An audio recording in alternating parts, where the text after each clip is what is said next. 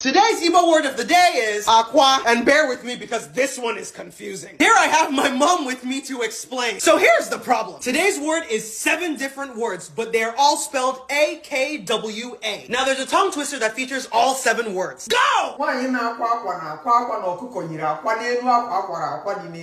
And let's translate the tongue twister. The woman that sews cloth is crying because the chicken has laid eggs on the cloth that is sewn that is on the bed. Now let's learn the tones. The first word. Akwa. Up, and that means That sews on a machine. the second one. Akwa. Flat down, and that means Fabrics or clothing. number 3 and 4. Now akwa. Flat up, which means is crying. Number 5. Akwa. Flat, I think, and that means Egg.